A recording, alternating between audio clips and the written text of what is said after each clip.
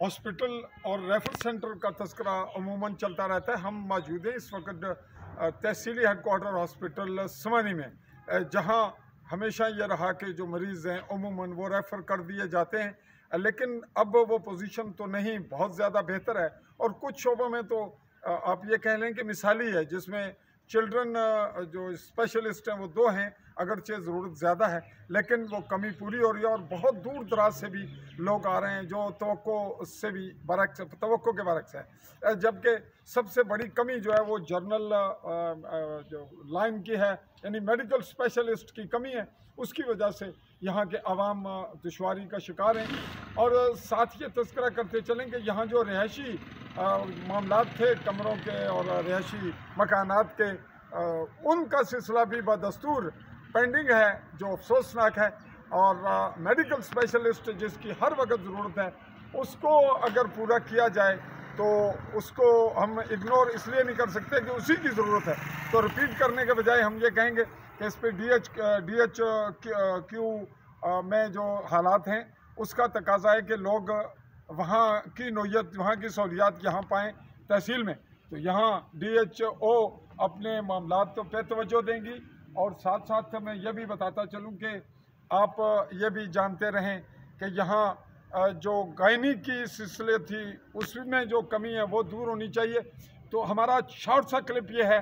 کہ سب سے بڑی ضرورت انسان کی اس کی صحت ہے، اور اس کے بعد تعلیم، یہ ریاست کے بھی تقاضے ہیں، اور ریاست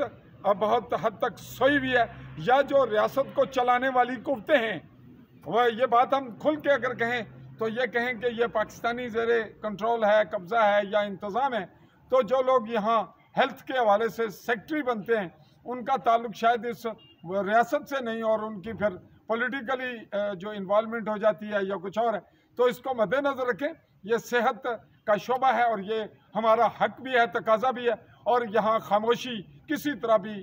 ممکن نہیں، یہ بددیانتی ہوگی ہماری کہ ہم اس پہ خاموش رہیں۔ تو ہاسپٹل کی ضروریات پوری کرنے کے لیے میڈیکل اسپیشلسٹ کو فوراً یہاں تعینات کیا جائے، اور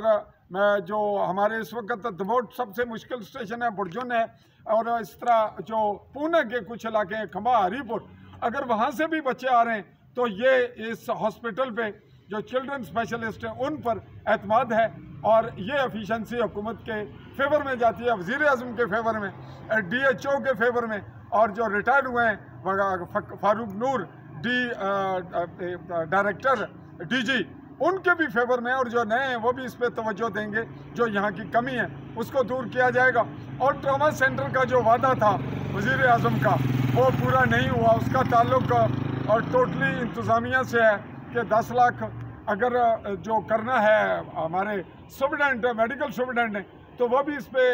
آگے بڑھیں، اور اس ہاسپٹل میں بہت سی این جی اوز ہیں ان کو دفاتر دیے گئے ہیں، تو اس میں بھی کچھ آگے پیش رفت ہونی چاہیے کہ ان کو خالی کرایا جائے، ان کو جگہ دی جائے کو متبادل، اور یہ این جی اوز جن کے پاس بہت زیادہ فنڈ ہیں لاکھوں اور کروڑوں کے، اور مزید بھی یہ اکٹھے کر سکتے ہیں، یہ بھی اپنے متبادل حل نکالیں۔ اسی پہ آج کا ہم یہ ایپیسوڈ کرتے ہیں وائنڈ اپ اپنے صحافی